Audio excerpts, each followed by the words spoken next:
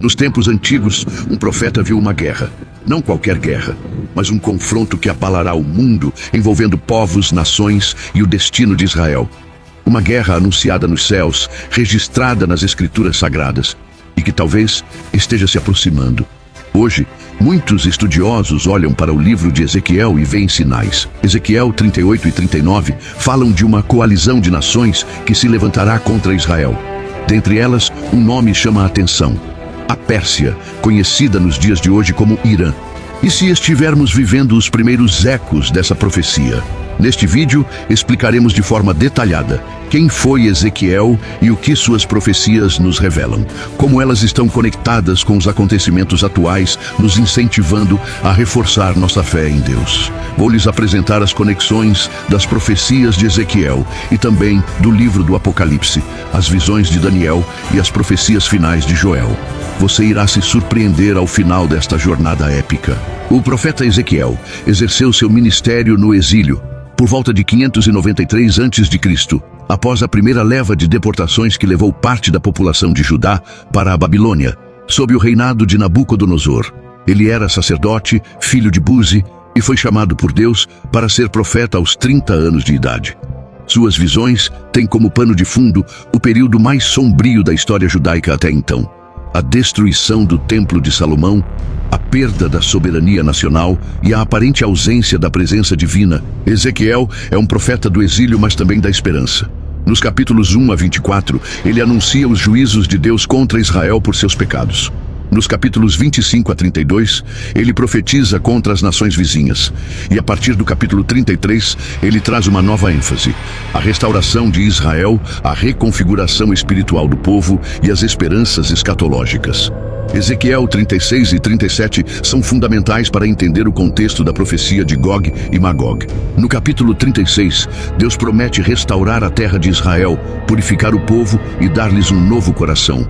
Em Ezequiel 37, temos a famosa visão do Vale de Ossos Secos, uma imagem poderosa da ressurreição espiritual e nacional de Israel. A casa de Israel, como um exército antes morto, volta a viver. Esse processo de restauração é abruptamente seguido, nos capítulos 38 e 39, por uma ameaça externa: uma coalizão de nações que deseja destruir o povo restaurado. Isso mostra que mesmo após a bênção, virá um tempo de guerra, mas também revela que a batalha é o ápice da revelação de Deus às nações. Assim, Ezequiel 38 e 39 não surgem de forma isolada, mas como culminação de uma série de promessas e advertências.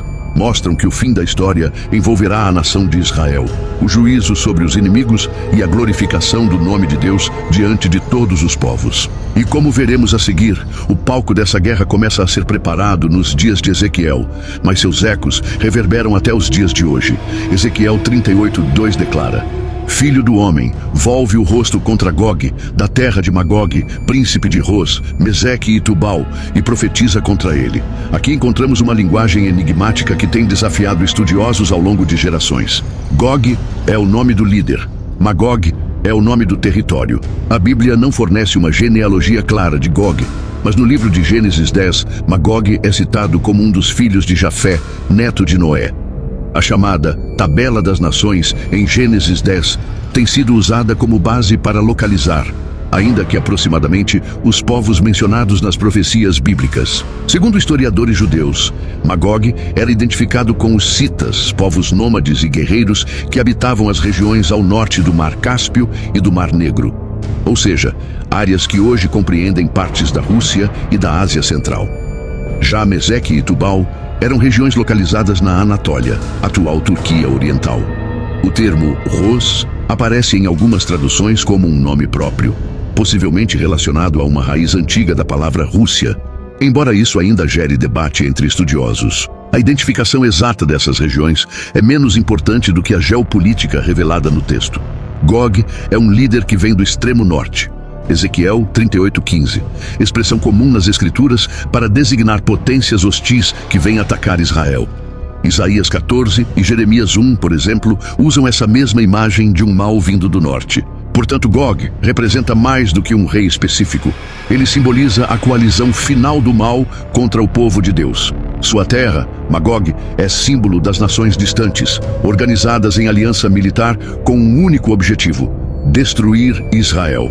Essa personificação do mal é vista novamente em Apocalipse 28, quando Satanás, ao ser solto após o milênio, reúne Gog e Magog das 4 extremidades da terra para o cerco final contra os santos. Isso reforça a noção de que Gog e Magog, embora referenciados como povos históricos, carregam também um significado escatológico amplo. A função de Ezequiel, ao nomear Gog, Magog, Meseque, Tubal e Ros, é apontar para uma aliança poderosa, unida não apenas por interesses geográficos, mas espirituais. Ódio contra o povo de Deus, inveja da prosperidade de Israel restaurado e, acima de tudo, oposição ao Senhor. Ezequiel 38:5 nos apresenta uma lista de aliados que estarão com Gog na invasão planejada contra Israel. Pérsia, Cuxi e Puti estarão com eles, todos com escudo e capacete. A menção da Pérsia é particularmente significativa. A Pérsia, nome antigo do atual Irã, tem uma longa e profunda história ligada ao povo de Israel. Na época da profecia de Ezequiel, a Pérsia ainda não havia assumido o papel dominante que teria alguns anos depois, sob o comando de Ciro, o Grande. No entanto, já era uma potência emergente no horizonte do mundo antigo.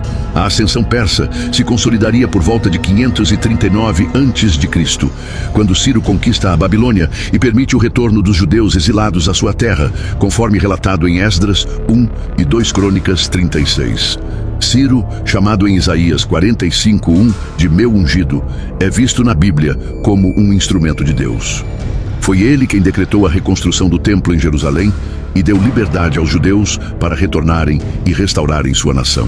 Por esse motivo, a Pérsia teve, no passado bíblico, uma relação positiva com Israel. Porém, a menção da Pérsia como inimiga profética em Ezequiel 38 revela que os alinhamentos políticos e espirituais dos últimos tempos não seguirão necessariamente os padrões históricos antigos. Nos dias de hoje, o Irã moderno carrega a herança da antiga Pérsia, tanto cultural quanto territorialmente. Embora a população iraniana seja majoritariamente persa, o nome Irã passou a ser usado oficialmente a partir de 1935.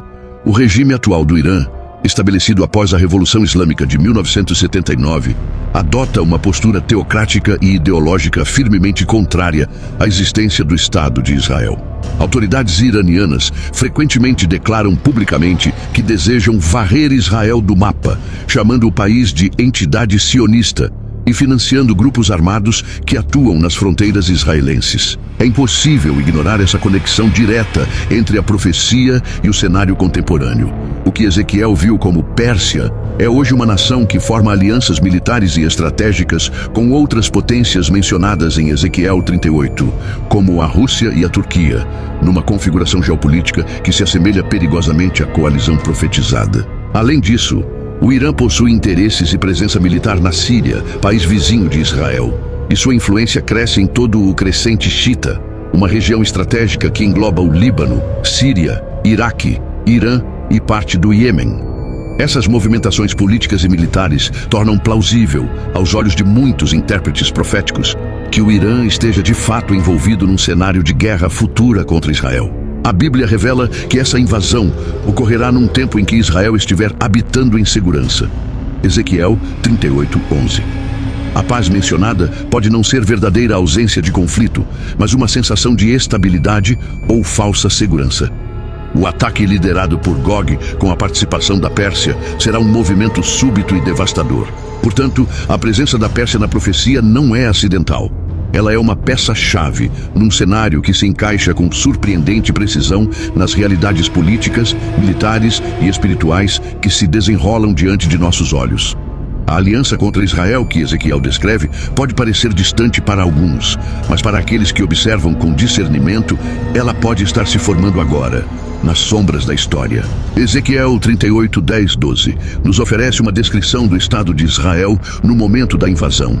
Assim diz o Senhor Deus: naquele dia subirão pensamentos ao teu coração e maquinarás um mau desígnio. Dirás: subirei contra a terra das aldeias não muradas. Virei contra os que estão em repouso, que habitam seguros, todos habitando sem muro, e não tem ferrolho nem portas. Essa passagem sugere que Israel estará em um estado de aparente paz e segurança. O profeta descreve um povo confiante, vivendo em terras não fortificadas.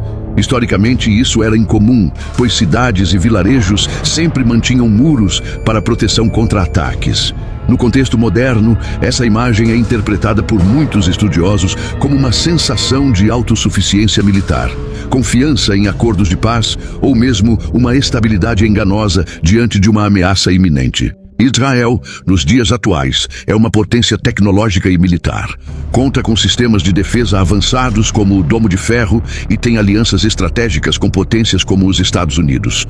No entanto, ainda enfrenta ameaças constantes em suas fronteiras. Como então entender essa segurança? Alguns estudiosos propõem que essa profecia se refere a um período futuro, no qual Israel poderá viver um tempo de trégua aparente, talvez após um acordo regional de paz, como sugerido em passagens como 1 Tessalonicenses 5:3.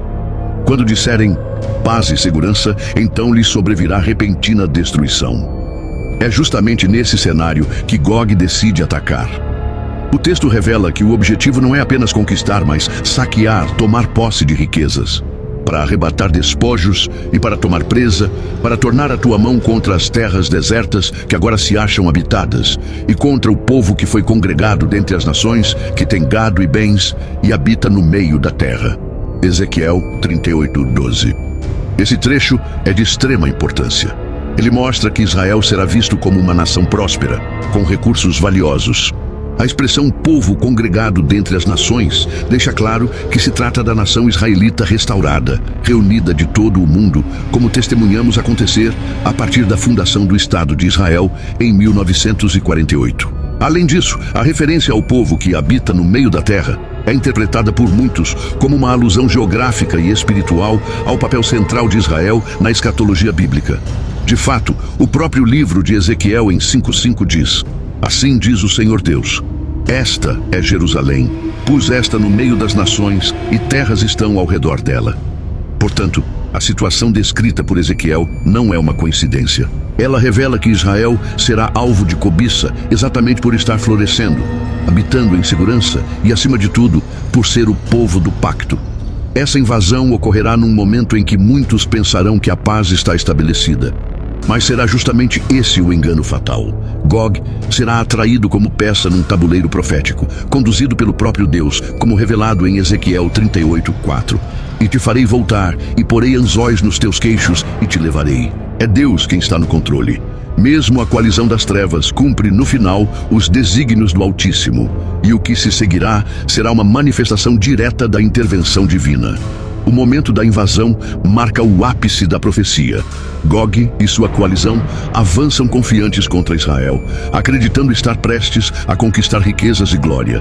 Mas é nesse ponto que o Senhor intervém de forma poderosa e sobrenatural. Ezequiel 38:18-22 descreve a resposta divina. "Naquele dia, o dia em que vier Gog contra a terra de Israel, diz o Senhor Deus, a minha indignação subirá à minha face. Porque no meu zelo, no fogo do meu furor, falei que naquele dia haverá um grande terremoto sobre a terra de Israel." A linguagem usada é intensa e carregada de juízo. Deus não apenas responde, ele se manifesta com ira santa, como em outros momentos decisivos da história bíblica. O terremoto descrito é tão forte que os peixes do mar, as aves dos céus, os animais do campo e até os homens sentirão seu impacto. Toda estrutura de orgulho será abalada. Montanhas desmoronarão e muralhas cairão por terra. Além do terremoto, o próprio Senhor lançará pragas, chuvas torrenciais, saraiva, fogo e enxofre contra os exércitos invasores. Esses juízos lembram fortemente as pragas do Egito, Êxodo 7:12, a destruição de Sodoma e Gomorra, Gênesis 19, e os juízos apocalípticos descritos em Apocalipse 16. Ezequiel 38:21. Acrescenta que Deus usará confusão entre os exércitos. "Chamarei contra ele a espada em todos os meus montes, diz o Senhor Deus. A espada de cada um se voltará contra o seu irmão." Esse padrão já foi visto antes na Bíblia. Em Juízes 7, quando Gideão enfrentou os midianitas com apenas 300 homens, Deus fez com que os próprios inimigos se voltassem uns contra os outros. O mesmo ocorre aqui. A coalizão de Gog será tomada por caos interno, desordem, e cairá diante do poder de Deus. Importante observar que, apesar do envolvimento humano, é Deus quem combate. Ele deixa claro por meio dos juízos que sua glória será conhecida.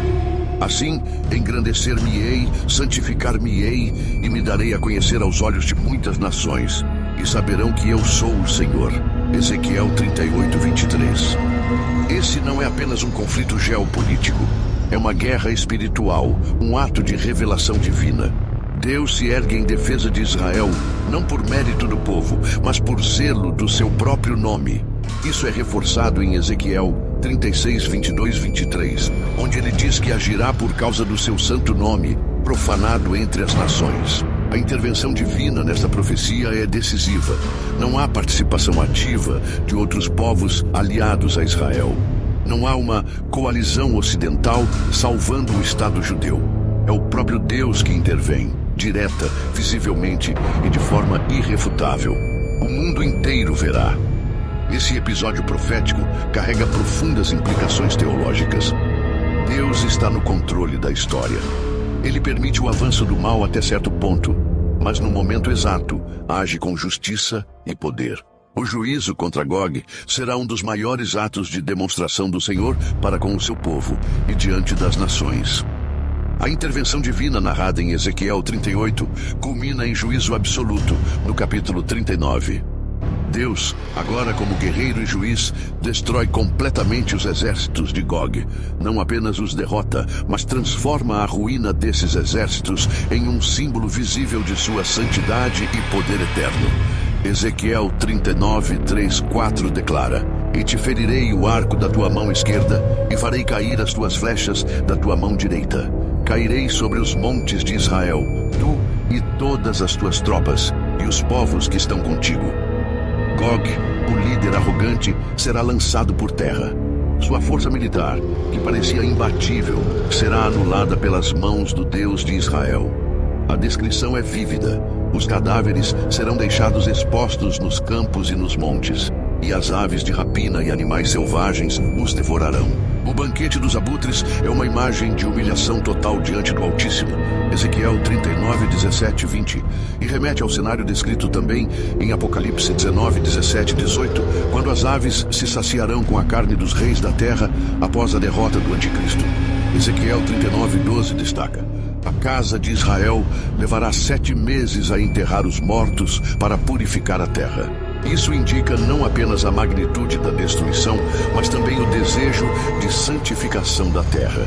O número 7, símbolo de plenitude na Bíblia, sugere um juízo completo e um processo de restauração espiritual.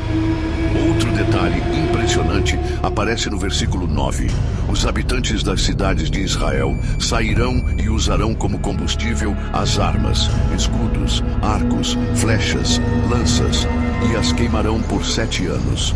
Esse versículo tem sido interpretado tanto de forma literal quanto simbólica. Alguns estudiosos veem aqui a descrição de uma grande quantidade de armamentos que será inutilizada após o juízo.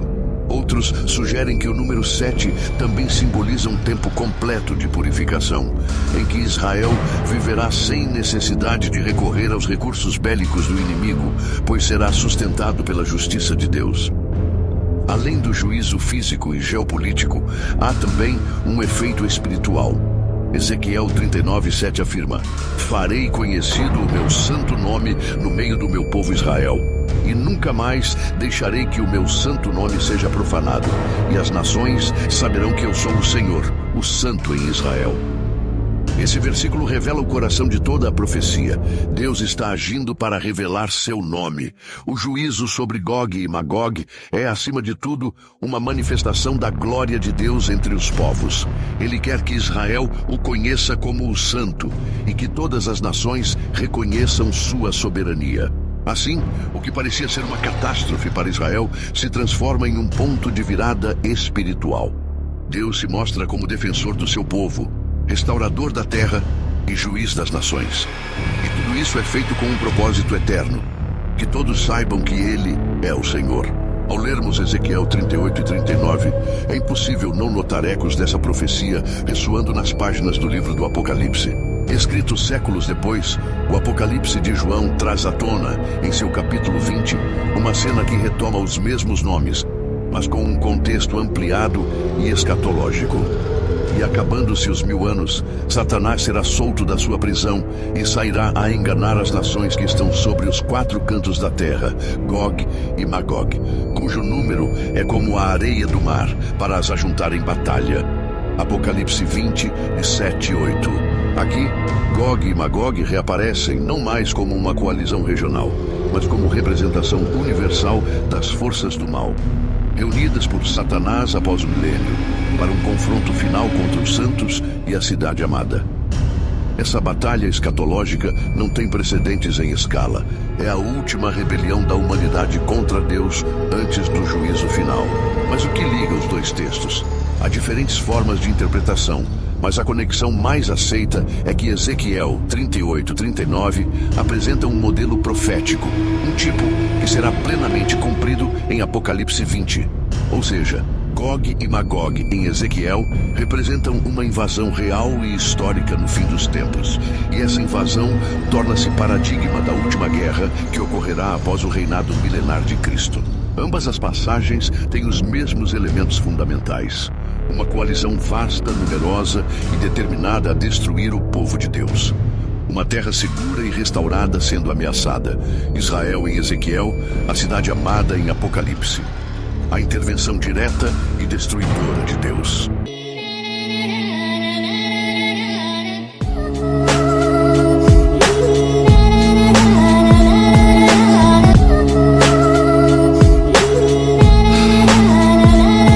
Escorre o rosto, gosto amargo de uma profissão de fé. Coração que aperta e flerta com a vontade de gritar. Ouço vozes no deserto clamando uma avivalista, mas dessa vez eu sei que não é a de João Batista. Não na pista, arrisca agora 21 nomes na lista. Bateram